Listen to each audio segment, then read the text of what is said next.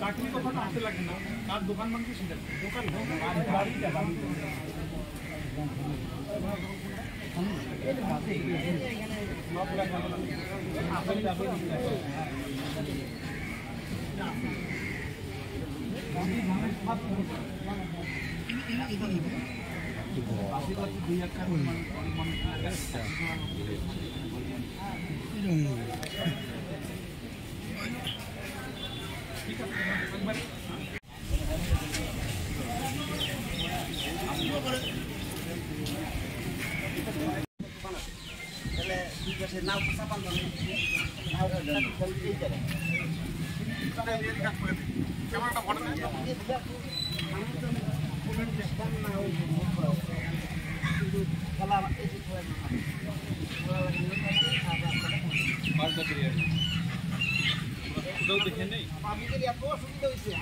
একটা পাবলিক ছবি হবো না মানে নাই এই যে ঘাটটা এই নাওর মধ্যে উঠা যায় এই বিল্ডিং এর জন্য নাওটা ফুটে দেবো তাও পাওয়া যায়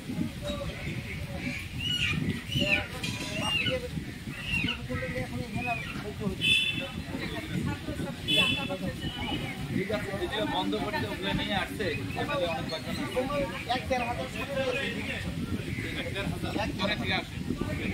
কালকে আসলে সন্ধান নিস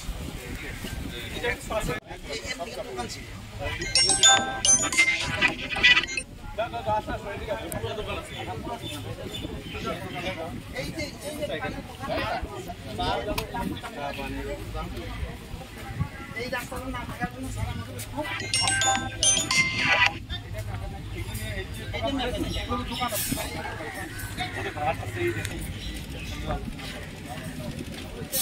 বাচ্চা ধরে দিতে পারছে লগটা ধর লগটা অমিতা বাচ্চা এখানে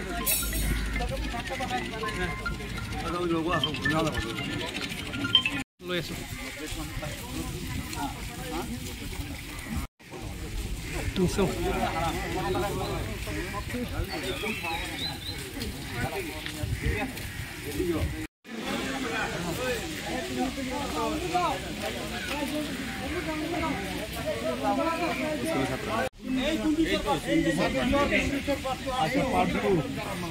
বন্ধ করে দিছে লড়া চড়ি আহিব নোৱাৰে এতিয়া স্কুলত পঢ়া তোমালোকে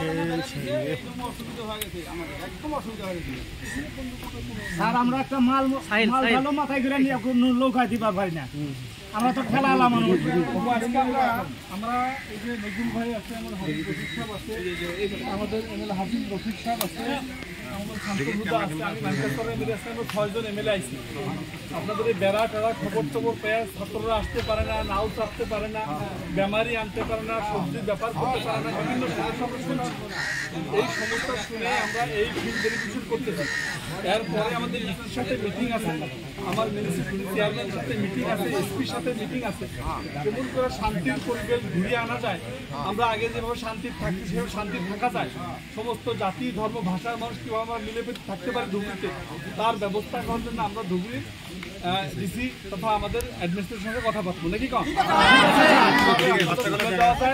কিভাবে এদেরকে এই সমাধান করার জন্য আমরা এসে আসছি। আমরা রাজ্যপাল, মুখ্যমন্ত্রী, কনসার্ন অথরিটি, ডিজিপি, ডিআইজি কার সাথে কোন জায়গায় কথা বলে সব পাচ্ছি আমরা। কিন্তু আমরা শান্তি থাকতে চাই। মৌলানা বদরুদ্দিন আজমল সাহেব আমাদেরকে পাঠাই দিচ্ছে। আমরা আসছি আপনাদের এই জায়গার উন্নতি করার জন্য, নাকি শান্তিতে আমরা সবাই থাকতে পারি, এটি চাই তো? আমরা তো অশান্তি কেউ চাই না। ঠিক আছে ইনশাআল্লাহ, তাহলে আমরা যাই। আমাদের প্ৰধান কাৰণ হৈ পৰিছে, হয়তো কেতিয়াবা RSSক যোগ দিছে, কেতিয়াবা পাকিস্তানক যোগ দিছে। ঠিক এনেধৰণৰ ৰাজনীতিয়ে আগন্তুক 26ৰ নিৰ্বাচনত কিবা প্ৰভাৱ পেলাব, তাত AIUDF কিদৰে প্ৰভাৱিত হ'ব? চাওক, আমি প্ৰথম কথা আমি আমাৰটো কৈ লৈছোঁ, আমি কোনো জাতি ধৰ্ম ভাষাক লৈ আমি ৰাজনীতি নকৰোঁ। আমাৰ কথা স্পষ্ট, সকলো জাতি জনগোষ্ঠী একেলগে থাকিব লাগে, সকলো জাতিৰ মাজত সম্প্ৰীতি সমন্বয় সৃষ্টি কৰিব লাগে। আমি লাঞ্ছিত বঞ্চিত নিষ্পেষিত মানুহৰ দল, আমাৰ সামাজিক ন্যায় সমবিকাশ আৰু সম অধিকাৰ প্ৰতিষ্ঠাই আমাৰ লক্ষ্য। এই মুহূৰ্তত কোনোবাই গাহৰিক লৈ পলিটিক্স কৰিব, কোনোবাই গৰুক লৈ পলিটিক্স কৰিব, কোনোবাই পাকিস্তানক লৈ পলিটিক্স কৰিব, এইটোত আমি সোমাবলৈ নাই। আমাৰ কথা স্পষ্ট যে আমি ইয়াত শান্তিৰে থাকিব লাগে, শান্তি স্থাপন কৰিব লাগে। ইয়াৰ আগতেও বিভিন্ন সময়ত কোৱা হৈছিল যে ইয়াত শৰাইঘাটৰ শেষৰণ, কেতিয়াবা কৈছে মোগলৰ আক্ৰমণ, কেতিয়াবা কোৱা হৈছে 100 কিলোমিটাৰ বদৰুদ্দিন আজমলক সোমাব নিদিওঁ, বিভিন্ন কথা লৈ পলিটিক্স কৰিছে। এইবাৰ আমাৰ এটা অনুধাৱন হৈছে, এইবাৰৰ ৰাজনীতি আৰু দুখৰ তলত নামি গৈ গৰু গাহৰিত নিবন্ধ কৰিব নেকি আৰু হিন্দুস্তান পাকিস্তানক নিবন্ধ কৰিব নেকি, আমি এই দুটাৰ এটাত ফাকতো ভৰি নিদিওঁ। আৰু সৰ্বসাধাৰণ ৰাইজক আমি কওঁ, ৰাজনৈতিক চক্ৰান্তৰ কাৰণে যিবিলাক অশান্তি সৃষ্টিৰ কাৰণে মূল, এইবিলাকত আপোনালোকে কাণ নিদিব, আপোনালোকে শান্তি সম্প্ৰীতিৰ কাৰণে সকলোৱে একেলগে থাকক। আমি যি দেখিছোঁ গৌৰৱ গগৈৰ জনপ্ৰিয়তা যিটো হৈছে, হয়তো নিশ্চয় বহুতখিনি ভাল আগতকৈ কৰিব।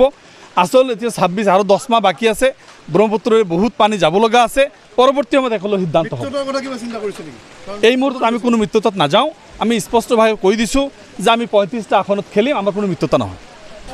চাওক, উচ্ছেদৰ আমিতো দেখিছোঁ ধুবুৰীতো ঘাটবিলাকতো উচ্ছেদ হৈছে, ইয়াতো বাছি বাছি যিবিলাক উচ্ছেদ কৰা হৈছে। মাজত দেখিলোঁ মানুহবিলাকে কমপ্লেইন দিলে, কোনোবা এজন আমাৰ বিহাৰী মানুহ পালোঁ, তেখেতৰ ঘৰো ভাঙিছে। কিন্তু এই যে বাছি বাছি উচ্ছেদ কৰা, এই উচ্ছেদৰ এখন কল্যাণকামী ৰাষ্ট্ৰ হিচাপে প্ৰথম কামটো কি? সেই ৰাজ্যৰ মানুহখিনিক কেনেকৈ বাসস্থান দিব, কেনেকৈ খাদ্যৰ ব্যৱস্থা কৰিব, কেনেকৈ তেখেতসকল ব্যৱস্থা কৰিব। কিন্তু প্ৰথমবাৰৰ কাৰণে আমি যোৱাকালি গোৱালপাৰাত যিটো দেখিলোঁ যে উচ্ছেদ কৰিছে, ইয়াৰ আগতো বিভিন্ন উচ্ছেদ হৈছে, গৰুখুটিত হৈছে, মুকালমুৱাত হৈছে, বটদ্ৰৱাত হৈছে। আমি তাত গৈছোঁ, খবৰ লৈছোঁ, দেখিছোঁ তেখেতসকলৰ। আমাৰ বিৰোধী দল হিচাপে তাত সোমাব দিয়া হোৱা নাই। আমাৰ হাই ৰোডতে বন্ধ কৰি দিয়া হৈছে, ব্ৰিগেড দিয়া হৈছে। ভিতৰত মানুহবোৰ এই বৰষুণত কেনেকৈ আছে? আমি তিৰপল দিব যাম, আমাৰ তিৰপল দিব যাব দিয়া হোৱা নাই। খোৱা পানীৰ ব্যৱস্থা নাই, টয়লেটৰ ব্যৱস্থা নাই। কেনেকৈ মানুহবিলাক আছে? এনেকুৱা অন্যায়, অত্যাচাৰ, এনেকুৱা ব্যভিচাৰ অসমত কোনোদিনে হোৱা নাছিল। উচ্ছেদৰ নামত এটা জনগোষ্ঠীক হেয় প্ৰতিপন্ন কৰা, শাস্তিৰ সন্মুখীন কৰা, অমানৱীয়ভাৱে যি কৰিছে, ফাণ্ডামেণ্টেল ৰাইটছ ভায়লেশ্যন কৰিছে, মৌলিক অধিকাৰ ভায়লেশ্যন হৈছে, আৰ্টিকেল 21 ভায়লেশ্যন হৈছে। যোৱাকালি আমি এটা সজাতি দল তাত গৈছিলোঁ, সকলো কথা আমি তাত কৈছোঁ, ডিচিৰ লগত, আমি গভৰ্ণৰৰ লগত এইবিলাক কথা পাতি আছোঁ। এই উচ্ছেদৰ জৰিয়তে উচ্ছেদ এটা জাতিক বা জনগোষ্ঠীক টাৰ্গেট কৰি লোৱা হৈছে। কেতিয়াবা পুছবেক, কেতিয়াবা উচ্ছেদ, কেতিয়াবা বেৰ দিয়া, কেতিয়াবা গৰু গাহৰি লৈ, এইবিলাক কিন্তু এটা ভাল লক্ষণ নহয়, ষ্টেটৰ কাৰণে ভাল লক্ষণ নহয়।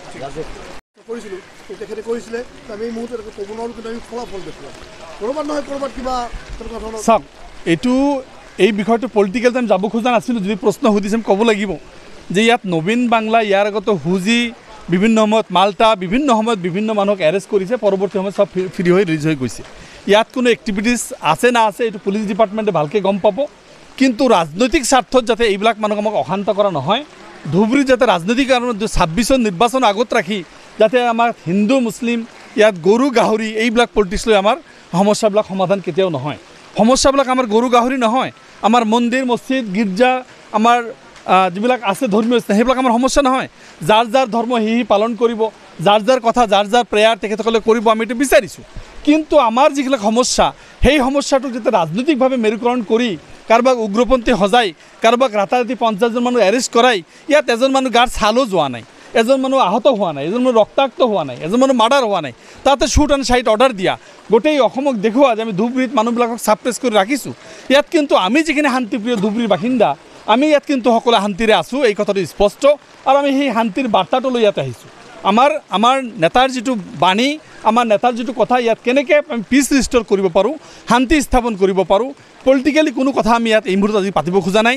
কাৰণ আমাৰ শান্তিটো আমাৰ প্ৰমুখ। শান্তি থাকিলে উন্নতি হ'ব, প্ৰগতি হ'ব। ধুবুৰীৰ বহুত বিজনেছমেনে কৈছে দাদা আপোনালোকে কিবা এটা কৰক, আমাৰ ব্যৱসায় বাণিজ্য বন্ধ হৈ গৈছে। দক্ষিণ পাৰৰ মানুহবিলাক ইয়াতে আহিব পৰা সুবিধা হোৱা নাই, ঘাটৰ পৰা মানুহ সোমাব পৰা নাই, ছাত্ৰবিলাকৰ বেৰ দি থকা হৈছে। এই যে যিবিলাক ছিষ্টেম হৈছে, এইবিলাক নিশ্চয় আমি গভীৰভাৱে আলোচনা কৰি এটা আহু সমাধান কেনেকৈ কৰিব পাৰি নিশ্চয় আমি কৰিম। পলিটিকেল কথা ৰকিবুল হুছেইন ডাঙৰীয়াই 50জন হিমন্ত আহিলেও একো কৰিব নোৱাৰিব, তেখেতৰ যি বক্তব্য। আৰু আমি দেখিছোঁ যে আমাৰ গোৱালপাৰাৰ এজন বিধায়কে উচ্ছেদ সম্পৰ্কে যি বক্তব্য, আমাৰ মুখ্যমন্ত্ৰী ডাঙৰীয়াও সৰু মানুহৰ নিচিনা, সৰু ল'ৰাৰ নিচিনাকৈ এইবিলাকৰ কাউণ্টাৰ দিয়াৰ নামত অশান্ত সৃষ্টি কৰা, ৰকিবুল হাছানৰ আগত চেলেঞ্জ সৃষ্টি কৰি সাধাৰণ ৰাইজক দুৰ্দশাত পেলোৱা ৰকিবুল হুছেইনে ভুল কৰিছে। মুখ্যমন্ত্ৰী ডাঙৰীয়াই তাৰ প্ৰতিশোধ ল'বৰ কাৰণে, তাৰ বদলা ল'বৰ কাৰণে যিটো কৰিব ওলাইছে, সেইটোও কিন্তু আমি সমীচীন নহয়। ৰকিবুল হুছেইন ডাঙৰীয়াই এনেকুৱা অপেন চেলেঞ্জ দিব নালাগে, আৰু মুখ্যমন্ত্ৰী ডাঙৰীয়াই তাৰ প্ৰতি পদক তুলিব নালাগে।